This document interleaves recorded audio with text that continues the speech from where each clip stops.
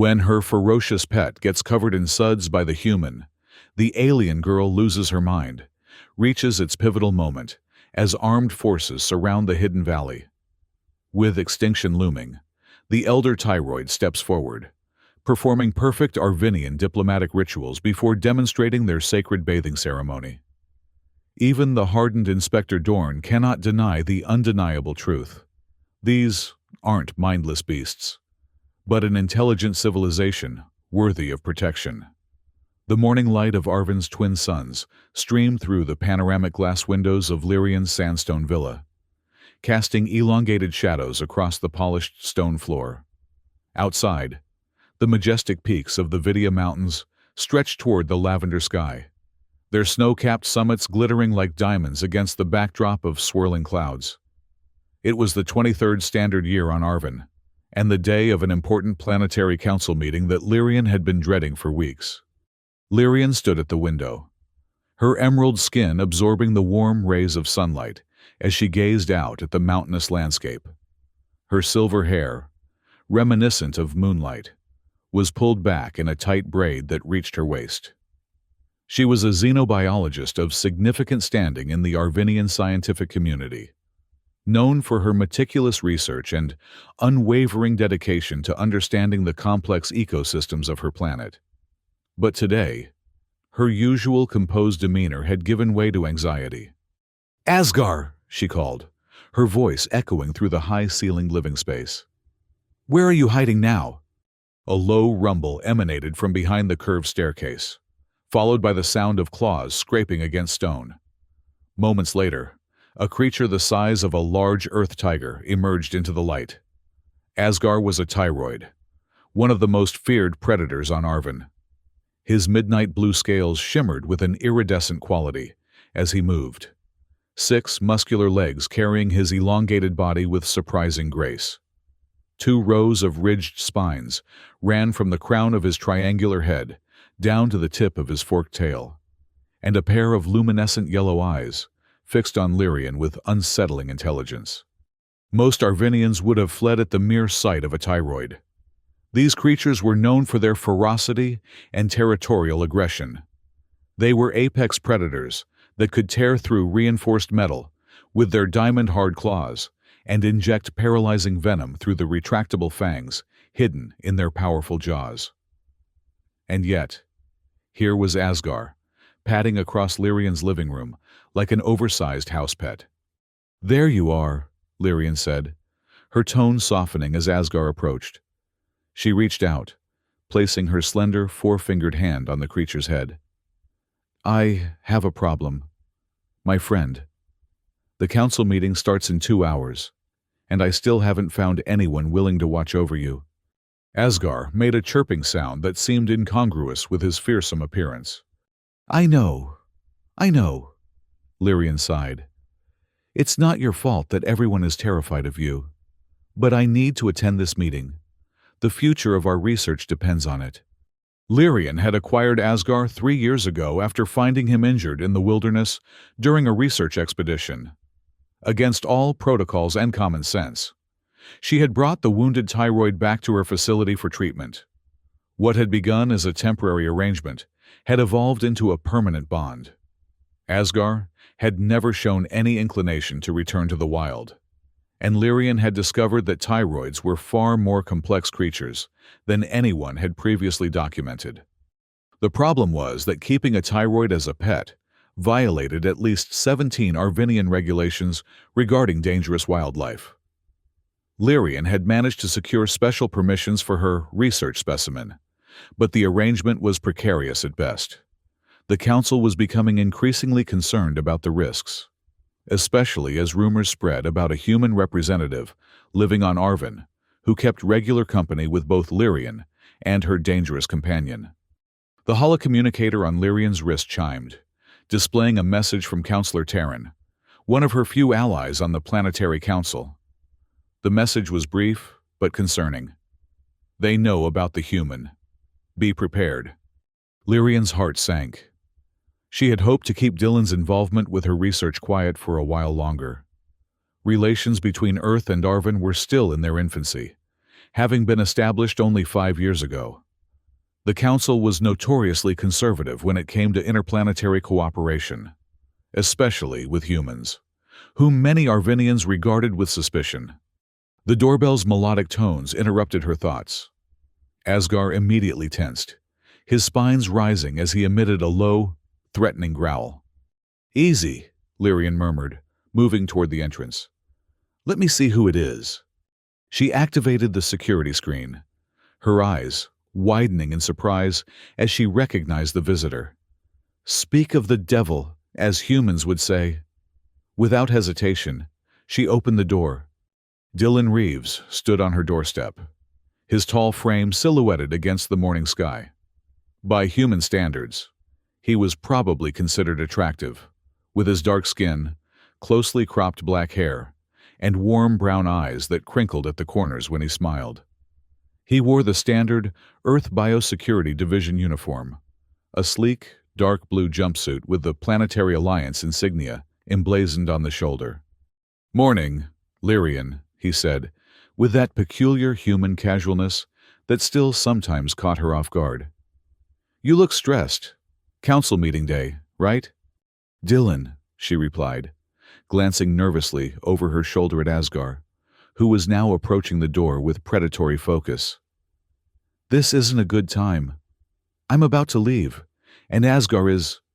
Actually, that's why I'm here," Dylan interrupted, seemingly unconcerned by the advancing thyroid. "I heard you were looking for someone to watch him while you're at the meeting." Lyrian blinked in surprise. "You? Watch Asgar? That's..." She paused, searching for a diplomatic way to express the absurdity of the suggestion. "Inadvisable. He doesn't know you well, and thyroids are not like your Earth pets. They're extremely dangerous." Dylan's smile widened. "We've met several times. Besides, I've been studying your research notes on thyroid behavior. I think we'll get along fine." Before Lyrian could protest further, Asgar had reached the doorway. She tensed, preparing to intervene if necessary. To her astonishment, the thyroid simply stopped a few feet from Dylan, his head tilted to one side in what appeared to be curiosity rather than aggression. "Hey there, big guy," Dylan said softly, slowly extending his hand palm down, fingers slightly curled, the exact posture Lyrian used when approaching Asgar. What happened next defied all of Lyrian's expectations. Asgar leaned forward, sniffing Dylan's hand, and then, incredibly, lowered his massive head in a gesture of acceptance. The spines along his back relaxed, and a sound reminiscent of a deep purr rumbled from his chest. "That's unprecedented," Lyrian whispered, unable to hide her amazement. "He's never responded this way to anyone but me." Dylan shrugged. "Animals and I have always had an understanding. So, what do you say? Will you let me watch him while you're at the meeting?" Lyrian hesitated. The offer was tempting, but also risky. If anything went wrong, if Asgar turned on Dylan, or if the Council discovered she had left a thyroid in the care of a human, the consequences could be severe. "I don't know," she said. "The Council is already suspicious about my relationship with you. If they find out..." "They won't," Dylan assured her. "I'll stay here with Asgar. No one needs to know I'm involved. You can say you secured him in his containment area or whatever story you usually tell." Lyrian glanced at her holocommunicator.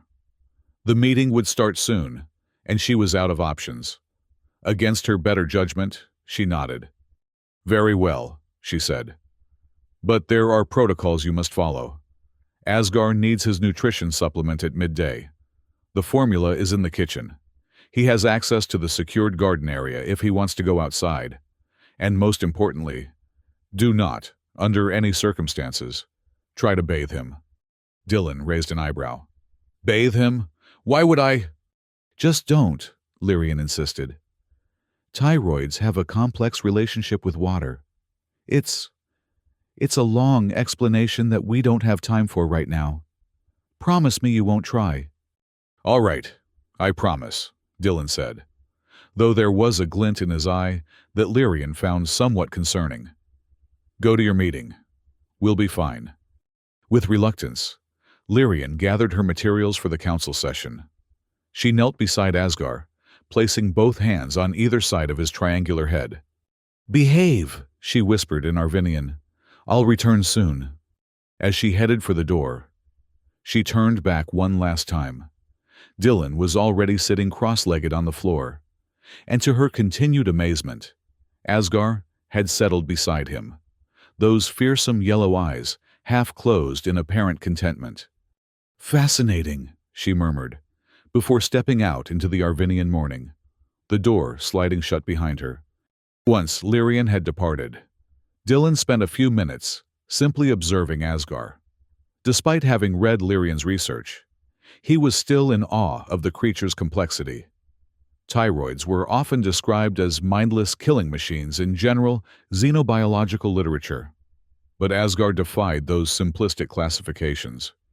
So, Dylan said conversationally, it's just you and me now. What should we do?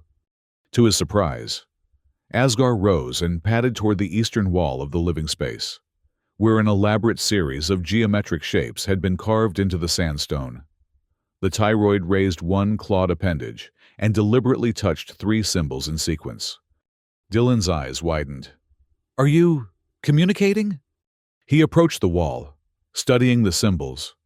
They appeared to be a simplified version of Arvinian script, arranged in patterns that might constitute a rudimentary language.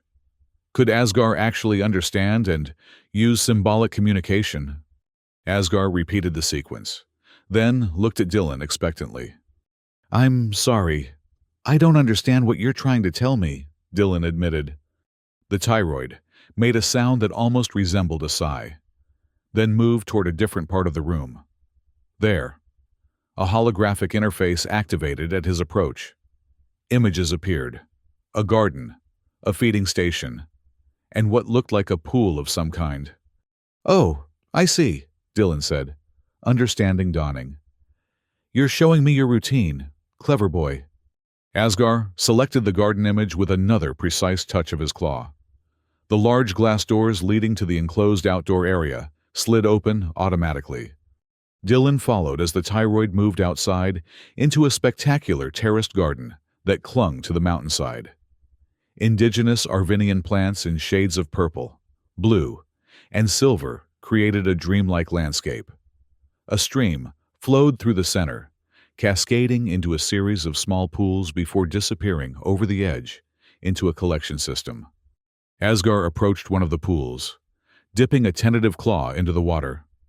He looked back at Dylan, then at the water, repeating the gesture. You want to go in the water? Dylan asked, remembering Lyrian's warning about bathing. She specifically told me not to bathe you. Asgar made a dismissive sound, then deliberately splashed the water with his tail. Are you telling me Lyrian was wrong? Dylan couldn't help but smile. Do you actually like water? The Tyroid responded by stepping into the shallow pool, his scales taking on an even more vibrant sheen as they made contact with the liquid. He looked back at Dylan with what could only be described as expectation. Well, she did say not to bathe you, Dylan mused, but she didn't say anything about you bathing yourself. As he watched, Asgar began to roll in the water, making soft, chirping sounds that seemed to express pleasure. The behavior was so contrary to everything Dylan had read about Tyroids that he couldn't help but record it on his personal device for later study. After a few minutes, Asgar emerged from the pool and shook himself, sending water droplets flying in all directions. He then led Dylan back inside, directly to the feeding station Lyrian had mentioned. Hungry already? Dylan checked the time. It's not midday yet, but I suppose a snack wouldn't hurt. He examined the nutrition supplements Lyrian had prepared. They were gelatinous cubes containing what appeared to be a complex mixture of proteins and minerals. Following the instructions left on a nearby datapad, Dylan dispensed 1 cube into Asgar's feeding bowl. The Tyroid consumed it quickly, then returned to the holographic interface. This time, selecting an image Dylan hadn't noticed before. What looked like a grooming station. "You want to be groomed?" Dylan asked, following Asgar to yet another area of the spacious villa. This room contained various brushes and tools that appeared designed for maintaining the thyroid's scales and spines. There was also a shelf of containers labeled in Arvinian script that Dylan couldn't read. Asgar nudged one particular container with his snout. "This one." Dylan picked it up, examining it carefully. Inside was a blue gel-like substance that gave off a subtle, pleasant aroma. "Some kind of soap, maybe?"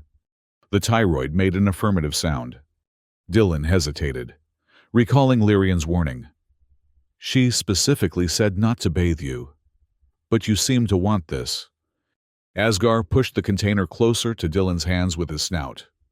"All right," Dylan conceded. "But if this goes wrong, I'm blaming you."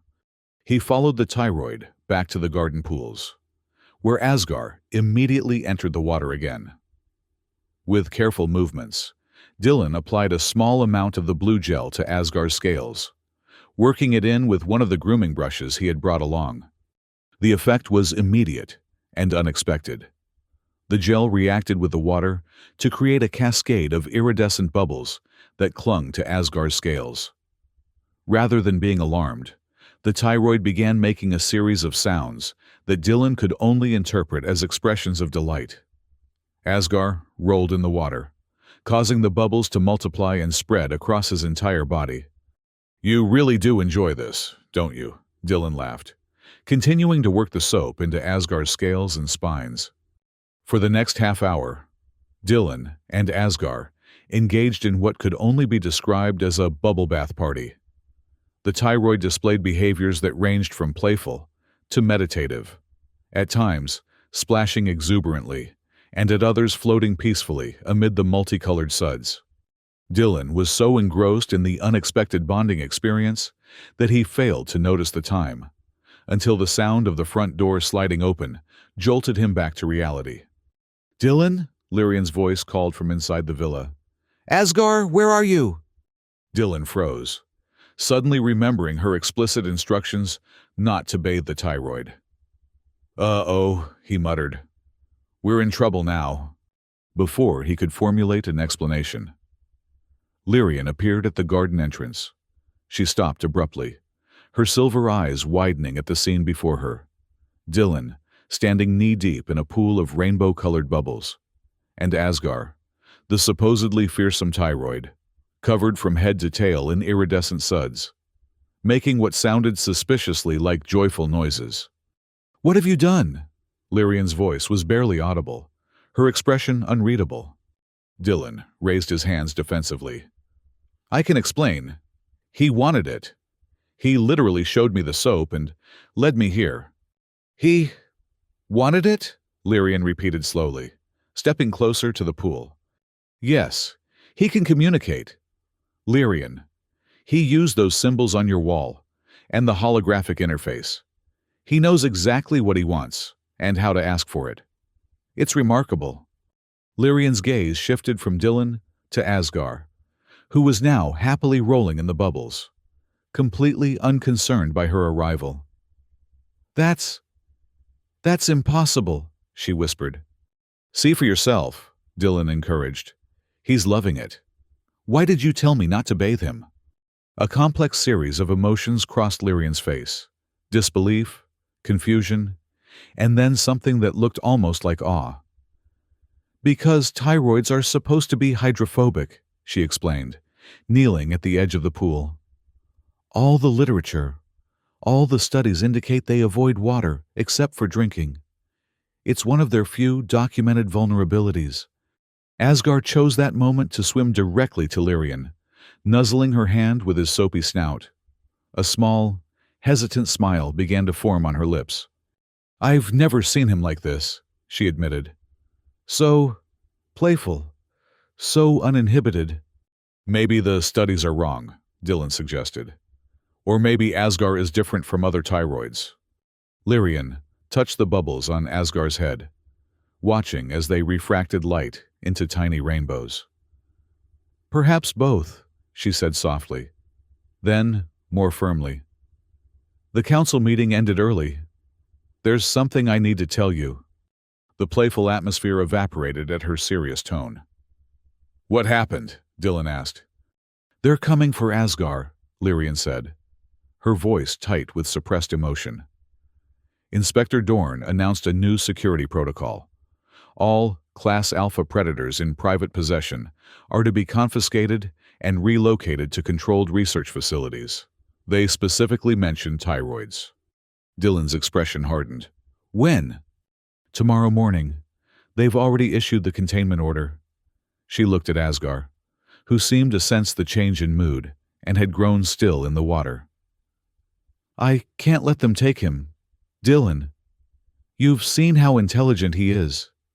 Those facilities, they're nothing more than glorified prisons. They'll treat him like a mindless beast. Then we won't let them take him, Dylan said with quiet determination. What options do we have? Lyrian hesitated. There's one possibility, but it's risky. In the deeper mountain ranges, beyond the established settlements, there are valleys that remain largely unexplored. The council has no jurisdiction there because they haven't been officially surveyed and claimed. You're suggesting we run? Take Asgar into the wilderness? Not just run, Lyrian corrected. Find a safe haven, a place where Asgar can be free, and where I can continue my research away from the council's interference. Dylan considered this for a moment. That's a significant decision, Lyrian. You'd be abandoning your position, your home. I know, she said, her gaze steady. But I've made my choice. I won't betray Asgar's trust. The question is, will you help us? Without hesitation, Dylan nodded. Of course I will. When do we leave? As soon as possible, Lyrian replied. We'll need to gather supplies and equipment, and we should clean up Asgar. We can't exactly trek through the mountains with a bubble-covered tyroid. For the first time since her return, a genuine smile broke across Lyrian's face. Though I must admit, he does look rather charming this way, as if understanding the compliment. Asgar shook himself vigorously, sending a spray of bubbles over both of them. Despite the gravity of their situation, Lyrian and Dylan found themselves laughing together, creating a moment of unexpected joy in the face of uncertainty. The next few hours passed in a flurry of careful preparation. Lyrian packed essential research equipment, food supplies, and survival gear, while Dylan used his Earth Biosecurity Division credentials to access topographical maps of the uncharted mountain regions. Asgar, now clean and dry, seemed to understand the urgency of their situation and remained close by, occasionally helping by carrying smaller packs on his broad back. As twilight descended over the Vidya Mountains, casting long shadows across the landscape, the trio set out from the villa's rear entrance. They followed a seldom-used path that wound upward into the higher elevations, away from the established settlements and monitoring stations. The council's security grid ends about 3 kilometers ahead, Lyrian explained as they climbed. Once we're beyond it, they won't be able to track our movements directly, but we should still be cautious. Dorn isn't likely to give up easily. Dylan nodded, adjusting the weight of his pack. What exactly is his issue with you? This seems personal. Lyrian's expression darkened. In a way, it is. Dorn represents the old guard of Arvinian scientific thought, rigid, traditional, resistant to change. My work challenges many of their established theories, particularly regarding predator species intelligence. And then, there's my willingness to collaborate with Earth scientists. Like me, Dylan supplied. Like you, she confirmed. The Council tolerates human presence because the alliance is economically beneficial. But many still view your species with suspicion. Xenophobia seems to be a universal constant, Dylan remarked wryly. They continued in silence for a time, focusing on the increasingly difficult terrain. The path narrowed and steepened, winding between massive boulders and along precipitous ledges. Asgar moved with surprising agility, sometimes scouting ahead and returning with what seemed to be reports on the upcoming route. "He's guiding us," Dylan observed after Asgar had led them away from a seemingly easy path that, they later discovered, ended in a dangerous rockslide area. "Yes," Lyrian agreed. "His spatial awareness is extraordinary. I've documented similar behaviors during our previous excursions, but never to this extent." Night had fully descended when they reached the boundary of the security grid. The air had grown colder, and strange bioluminescent fungi on the rocky slopes provided ghostly illumination. Lyrian activated a small device that emitted a soft blue light. "Security scanner," she explained. "It will tell us when we've passed beyond the grid's range." They proceeded more cautiously now, aware that this transitional zone might be patrolled. Asgar had grown tense, his spines partially raised, senses clearly alert for any sign of danger. After another hour of careful progress, the scanner emitted a gentle chime. "We're clear," Lyrian announced. "We've passed beyond the grid." They decided to make camp in a small cave that Asgar discovered, sheltered from the wind and hidden from any aerial surveillance. As Dylan set up their portable shelter, Lyrian unpacked a compact heating unit that soon filled the space with welcome warmth. "We should rest," she suggested. "Tomorrow's journey will be even more challenging. We need to reach the far valleys before Dorn realizes we've fled." Dylan agreed, though sleep proved elusive for both of them. They sat at the cave entrance, watching the unfamiliar constellations of the Arvinian night sky, while Asgar patrolled the perimeter of their temporary haven. "Where exactly are we heading?" Dylan asked eventually. Lyrian hesitated. "I'm not entirely sure," she admitted. "There are legends among the mountain communities about hidden valleys where unusual wildlife flourishes, protected from outside interference by the natural barriers of the terrain. Some stories specifically mention tyroids living in complex social groups, though most scientists dismiss these as mere folklore." "But you believe there might be truth to them?" "I believe there's much we still don't understand about Arven's ecosystems, especially in the uncharted regions. And I've observed behaviors in Asgar that suggest tyroids may indeed have social structures more complex than previously thought." Dylan considered this. "So we're following a legend, guided by a creature that science says shouldn't be as intelligent as he clearly is, heading into unmapped territory while being potentially pursued by planetary authorities." A small smile played at the corners of Lyrian's mouth. "When you put it that way, it does sound rather foolhardy." "I wasn't complaining," Dylan clarified. "Actually, it reminds me of some of the best scientific expeditions in Earth's history, challenging established beliefs, venturing into the unknown. Those are the journeys that led to our greatest discoveries." They lapsed into silence again, each lost in their own thoughts until exhaustion finally claimed them. They slept in shifts, one always remaining awake to keep watch, while Asgar continued his vigilant patrol. Dawn arrived with a burst of color as Arven's twin suns rose above the eastern peaks. After a quick meal of concentrated ration packs, they continued their journey, climbing ever higher into the mountain range. The air grew thinner, and the vegetation changed, giving way to hardier species adapted to the harsh conditions. By midday, they had reached a high plateau that offered a breathtaking view of the terrain they had traversed and the challenges that lay ahead. In the far distance, they could see the gleaming structures of the Arvinian settlements they had left behind, looking like miniature models from this elevation. "They'll have discovered our absence by now," Lyrian said, shading her eyes as she gazed back toward civilization. "Dorn will have dispatched search teams," as if confirming her words. A glint of metal caught their attention, aircraft moving in systematic patterns across the lower slopes. "We need to keep moving," Dylan urged. "Find cover before they expand their search to this area." They had just gathered their equipment when Asgar, who had been investigating the far side of the plateau, emitted a series of urgent vocalizations. The tyroid appeared agitated, repeatedly moving toward a narrow cleft in the rock face, and then back to them. "He wants us to follow him," Lyrian interpreted, already moving in that direction. The cleft proved to be the entrance to a hidden path that descended steeply between towering rock formations.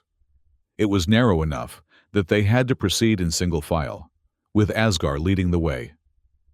The path twisted and turned, sometimes requiring them to climb down short rock faces or squeeze through tight passages. "This doesn't appear on any of the maps," Dylan noted as they navigated the challenging route. "I doubt many Arvinians have ventured this far," Lyrian replied. "And fewer still would follow a Tyroid down a mysterious mountain path." After what felt like hours of grueling descent, the narrow canyon they had been following suddenly widened. They emerged onto a ledge overlooking a sight that took their breath away.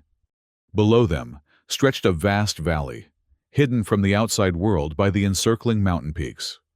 Unlike the harsh, rocky terrain they had been traversing, this secluded paradise was lush with vegetation in shades of blue, purple, and silver.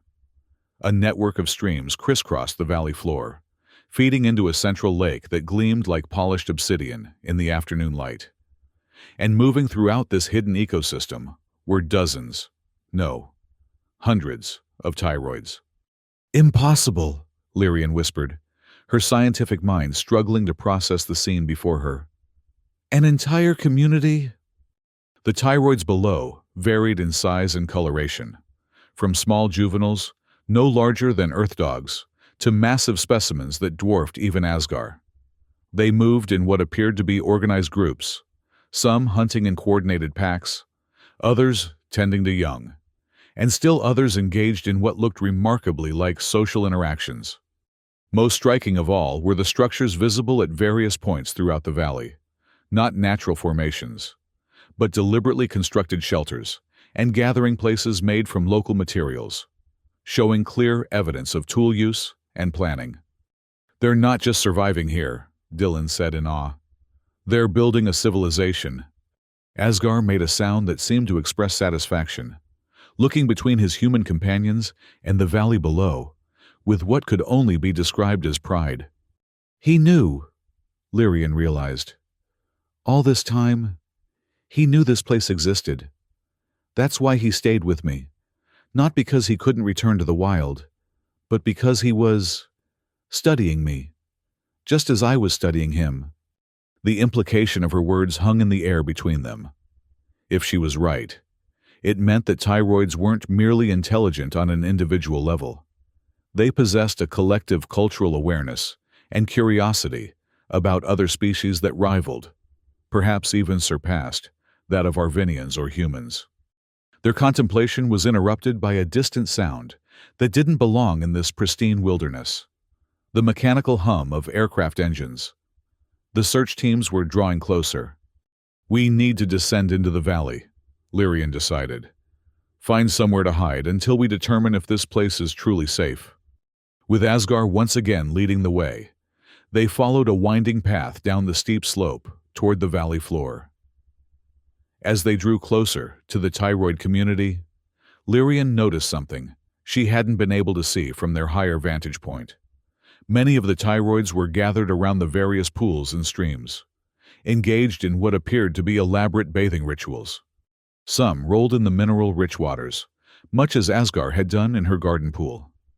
Others applied various natural substances to their scales: clays, plant extracts, and what looked like naturally occurring soaps.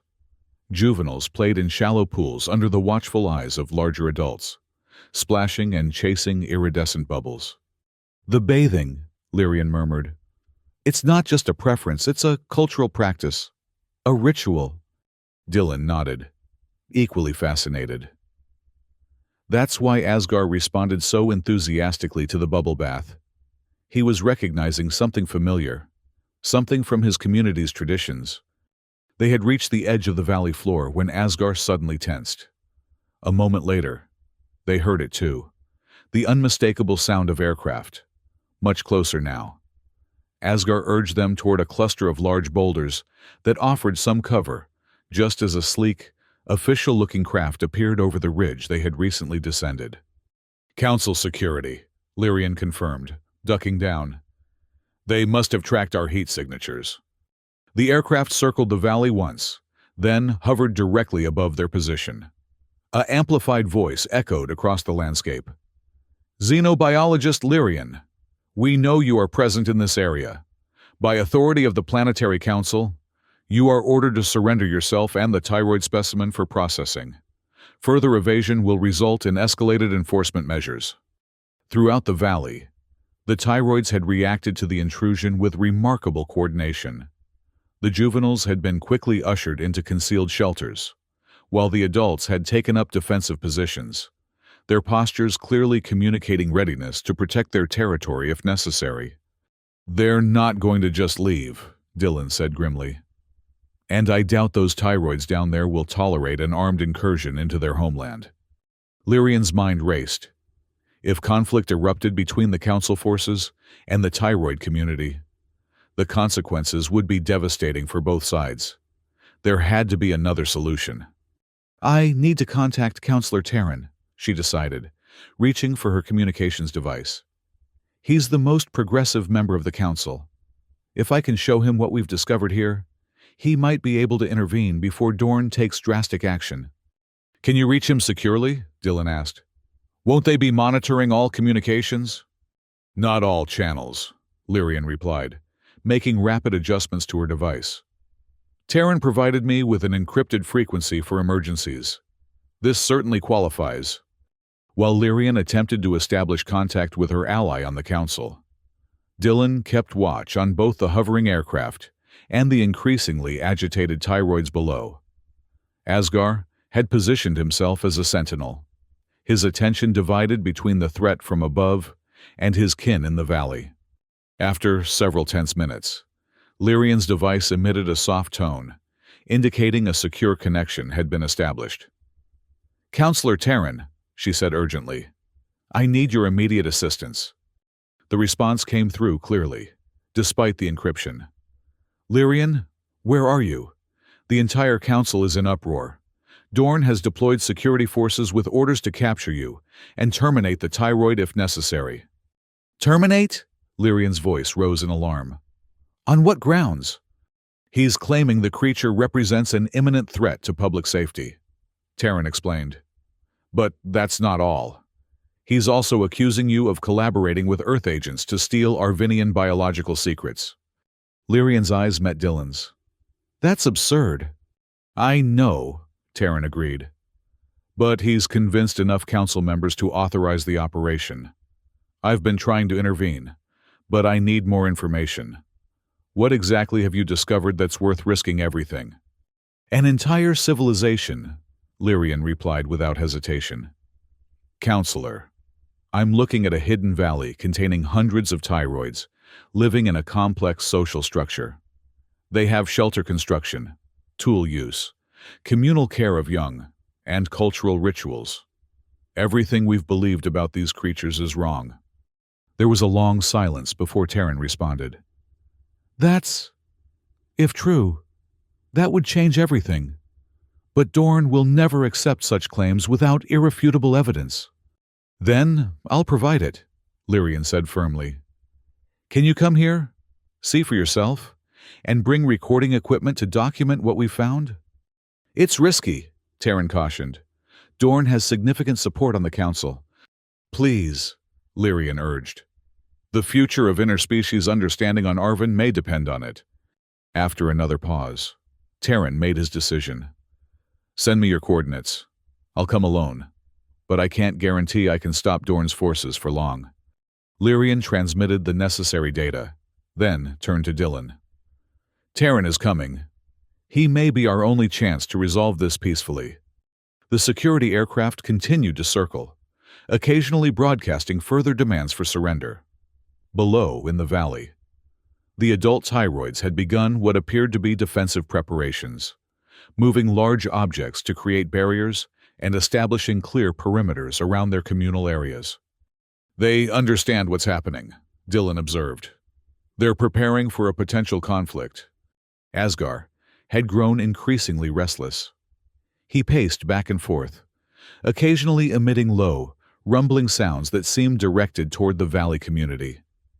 Finally, he approached Lyrian and made a series of deliberate movements and vocalizations. "What is he trying to tell us?" Dylan asked. Lyrian studied the thyroid's behavior, her scientific training allowing her to recognize patterns in what might appear chaotic to others. I think he wants to go down there, to communicate with them." "Is that safe for any of us?" "I don't know," Lyrian admitted. "But I trust Asgar, and if he can somehow explain our presence to the community, it might prevent misunderstandings when Terran arrives." After a moment's consideration, Dylan nodded. "Let's do it. But we should approach carefully. Follow Asgar's lead." They emerged from their hiding place and began the final descent into the valley, making no attempt to conceal themselves from either the aircraft above or the thyroids below. Asgar moved ahead of them, his posture and movements clearly communicating something to his fellow thyroids. As they reached the valley floor, they were met by a delegation of what appeared to be elder thyroids, larger, with more elaborate spine patterns and subtle variations in scale coloration that Lyrian recognized as signs of advanced age. These elders formed a semicircle, with Asgar positioning himself as an intermediary between them and the two bipeds. What followed was one of the most remarkable experiences of Lyrian's scientific career. Asgar engaged in a complex exchange with the elder thyroids, using a combination of vocalizations, body postures, and deliberate movements that constituted a sophisticated form of communication. Occasionally, one of the elders would approach Lyrian or Dylan, examining them with careful attention before returning to the group discussion. "They're deciding whether to accept us," Lyrian whispered to Dylan. "Asgar is vouching for us, describing our actions and intentions." After what seemed like an eternity, but was probably only minutes, the eldest thyroid, a massive specimen with scales that had faded to a pale lavender with age, approached them directly. It stopped just short of physical contact, its luminescent eyes studying them with unmistakable intelligence. Then, to their astonishment, it turned and made a series of movements toward a nearby rock face, the same geometric patterns Lyrian had carved into her villa wall, the symbols Asgar had used to communicate with Dylan. "They taught him," Lyrian breathed. "The symbolic language, it's theirs." The elder thyroid led them toward one of the larger structures near the central lake, a domed building constructed from interwoven branches and reinforced with clay-like material. Inside, the walls were covered with the same geometric symbols, arranged in complex patterns that Lyrian immediately recognized as a written language. "This is extraordinary," she said, carefully recording everything with her research equipment. "A non-humanoid species with written communication. The scientific implications are enormous." Their exploration was interrupted by the sound of another aircraft approaching, smaller than the security vessel, which still hovered ominously above the valley. This new arrival bore the insignia of the Science Council. "Terran," Lyrian confirmed, checking her communications device. "He's come." They emerged from the structure to see Terran's craft, landing in a clear area at the edge of the valley. The thyroids had formed a perimeter around the landing site, alert, but not overtly aggressive. Asgar moved to meet the new arrival, clearly intending to facilitate this encounter, as he had done for Lyrian and Dylan. Counselor Terran emerged from his vessel, his traditional Arvinian robes billowing in the breeze. He was older than Lyrian, his emerald skin faded to a paler shade with age, his silver hair now almost white. He froze momentarily at the sight of so many thyroids. But to his credit, he maintained his composure and followed Asgar toward where Lyrian and Dylan waited. "By all the ancient stars," Terran murmured as he approached. "When you said a civilization, I thought you were speaking metaphorically. This is beyond anything in our scientific literature." "That's precisely the point, Counselor," Lyrian replied. Our understanding of thyroids has been fundamentally flawed. They're not solitary predators. They're a communal species with advanced social structures, language, and cultural practices. Taryn's attention shifted to Dylan. And you are the human I've heard so much about. Dylan Reeves, correct? Dorn claims you're here to steal biological secrets. Dylan met the counselor's gaze steadily. I'm here because I believe in following evidence where it leads, even when it contradicts established theories. And because Lyrian is my friend. Before Taryn could respond, the relative calm was shattered by the arrival of 3 more aircraft. Larger, more heavily armed vessels bearing the insignia of Arvinian security forces. They took up positions surrounding the valley, their weapon systems clearly visible and powered. A voice boomed across the landscape. This is Inspector Dorn of the Planetary Security Council. All personnel are ordered to evacuate immediately. This area has been designated for containment and specimen collection. Taryn's expression hardened. He's overstepping his authority. I need to speak with him. He activated his official communication channel. Inspector Dorn, this is Counselor Taryn. I am conducting an official scientific assessment of this location. Your security operation is not authorized to proceed without full council approval. Dorn's response was immediate and dismissive. With respect, Counselor, the security protocols for dangerous predator species take precedence over scientific curiosity. These creatures represent a clear danger to Arvinian settlements. That assessment is outdated and incorrect, Taryn countered. I am witnessing evidence that fundamentally changes our understanding of thyroid behavior and intelligence. I insist that you stand down until a full council review can be conducted. There was a pause before Dorn responded, his tone now carefully measured. Very well, Counselor. I will descend to assess the situation personally, but my forces will remain on high alert. Minutes later, Dorn's personal craft landed near Turan's vessel. The inspector emerged, flanked by 4 armed security officers. He was tall, even for an Arvinian, with sharp features and eyes that seemed perpetually narrowed in suspicion. His uniform bore the insignia of his high rank within the planetary security apparatus. As Dorn approached, the thyroid's demeanor changed. They didn't retreat, but their postures became more alert, more defensive. Asgar positioned himself protectively near Lyrian and Dylan. Counselor Taryn, Dorn acknowledged with minimal courtesy, before turning his cold gaze on Lyrian. Xenobiologist Lyrian, you have violated multiple planetary regulations regarding dangerous wildlife and unauthorized expeditions into uncharted territories.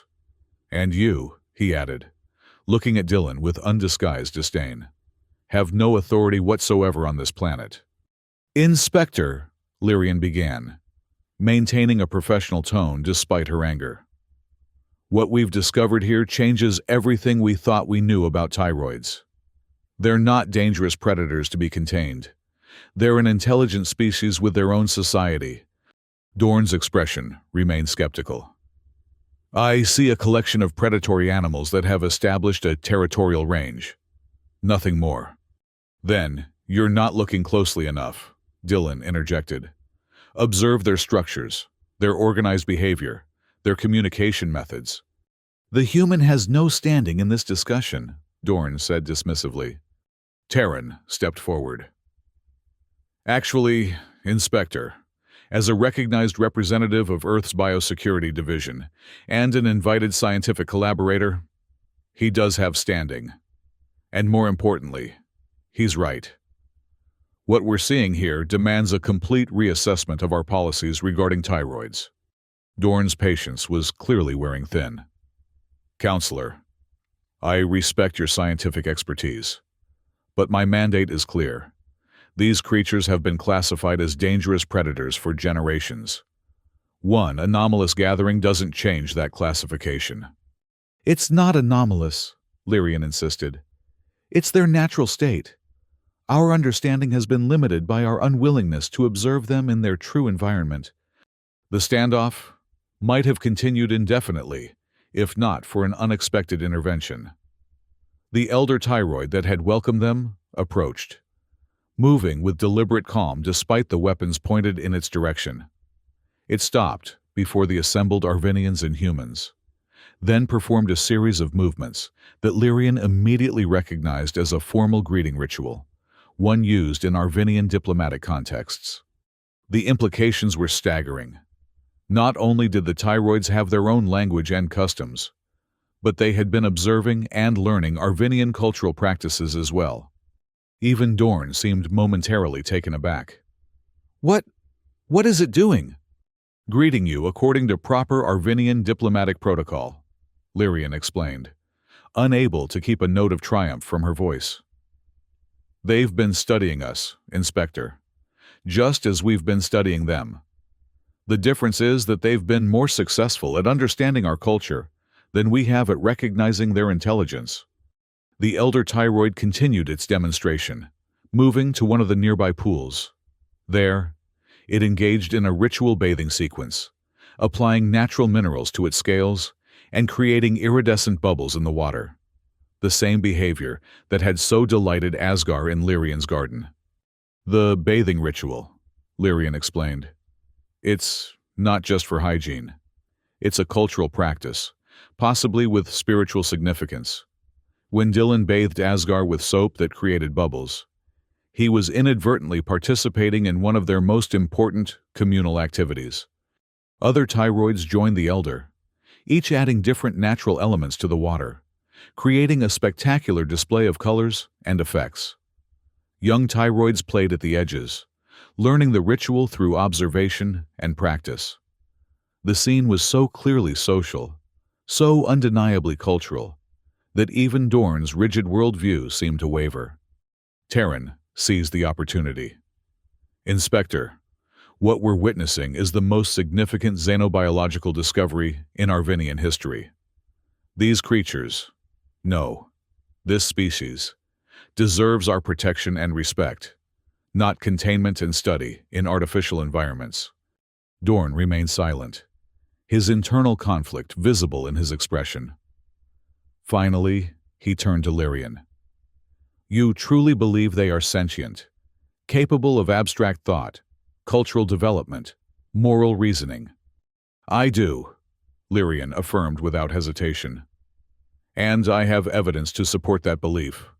Asgar alone has demonstrated problem-solving abilities, symbolic communication, emotional responses, and social bonding. What we're seeing here in this valley only confirms what I've observed on an individual level." After what seemed like an eternity, Dorn made his decision. "I will recommend to the Council that this valley be designated a protected area, pending a full scientific assessment." He fixed Lyrian with a stern gaze. "But there will need to be protocols, regulations to govern interaction between our species." "Of course," Lyrian agreed, barely able to contain her elation. "Respectful boundaries are essential for any cross-species relationship." Terran stepped forward.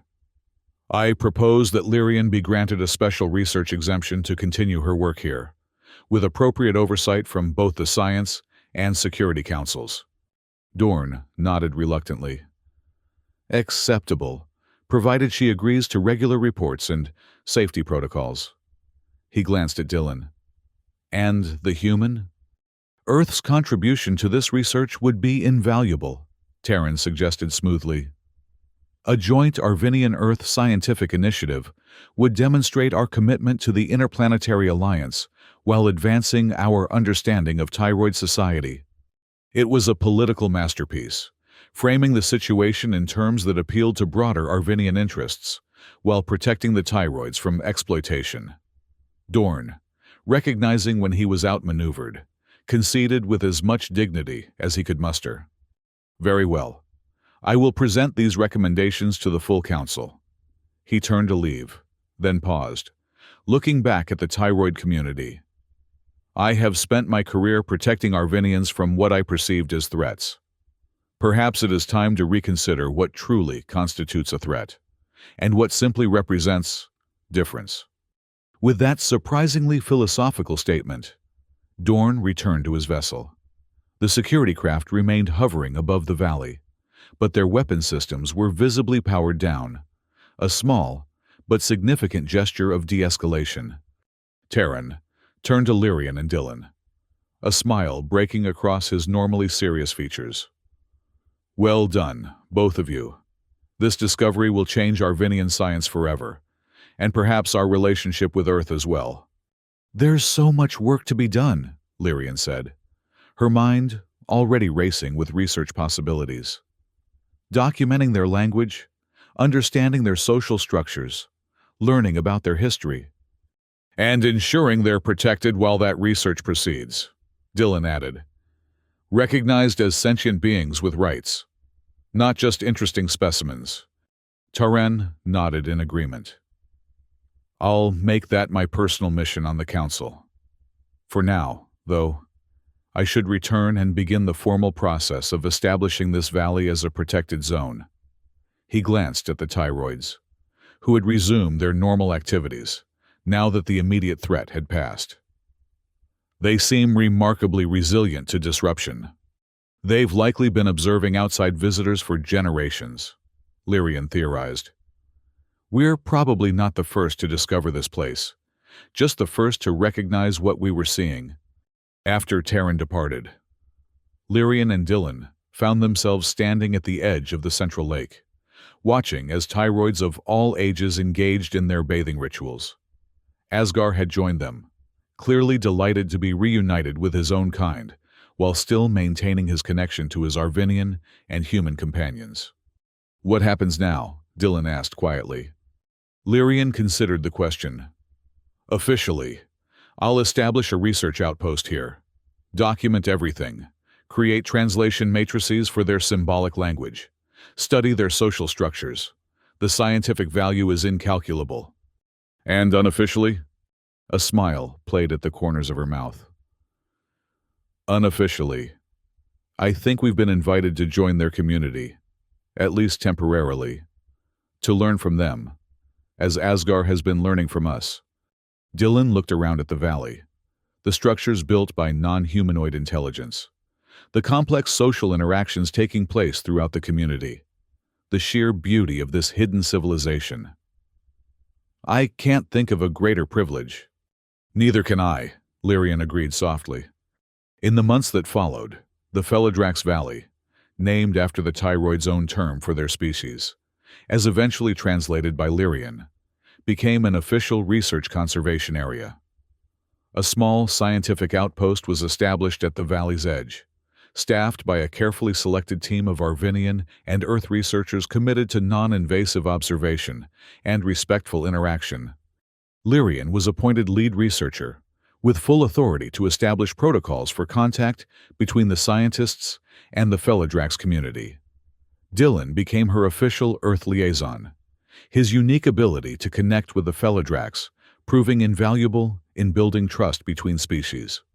Inspector Dorn, somewhat to everyone's surprise, became an unlikely advocate for Feladrax rights within the planetary security apparatus.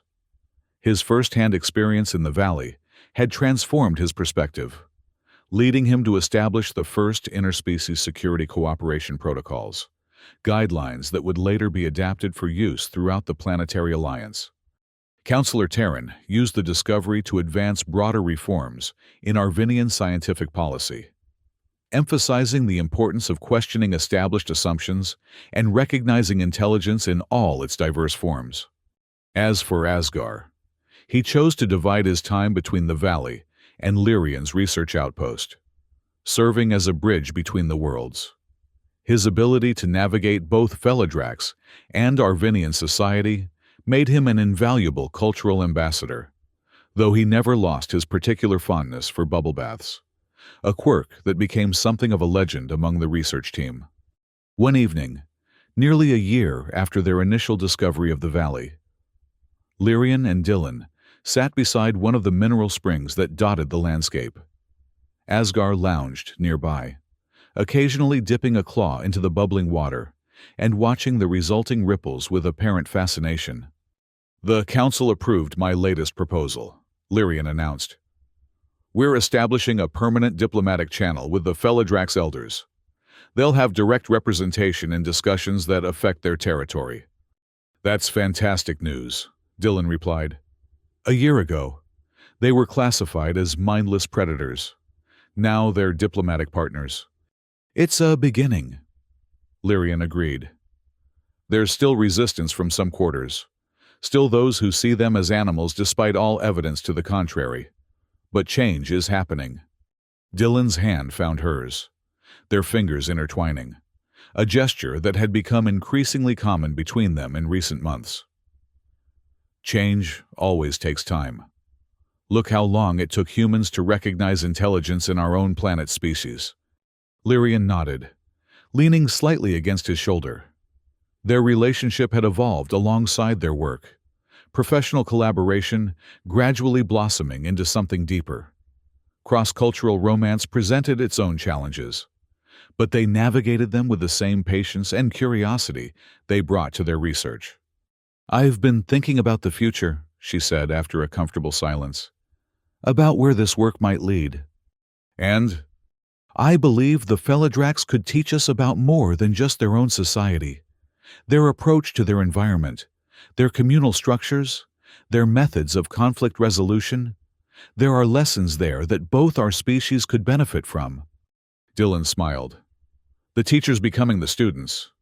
Exactly, Lyrian agreed. That's how true understanding works, isn't it? Not just observation, but exchange, mutual learning. Asgard chose that moment to splash them both with mineral-rich water, creating a cascade of iridescent bubbles that drifted through the evening air. Laughing, Lyrian and Dylan retaliated, and soon all three were engaged in an impromptu bubble bath beneath the rising moons of Arvin. In that moment, Arvinian, human, and Feladrax united in simple joy, Lyrian saw the future she had been imagining. A future where differences were not just tolerated, but celebrated, where understanding replaced fear, and where species could learn from each other while remaining true to their own unique natures. It had all begun with a misunderstanding, a human bathing a supposedly fearsome pet, and an alien scientist's initial horror at the sight. Now, it had evolved into something profound, a bridge between worlds, built on curiosity, respect, and the universal delight of being covered in colorful suds. As night fell fully over the valley, the bioluminescent plants began to glow, casting their gentle light over the Feladrax community. Tomorrow would bring new challenges, new discoveries, new understandings. But tonight, beneath the star-filled Arvinian sky, was a moment of perfect harmony, a harmony made possible by the courage to question, the willingness to protect, and the simple joy of a bubble bath shared across the boundaries of species.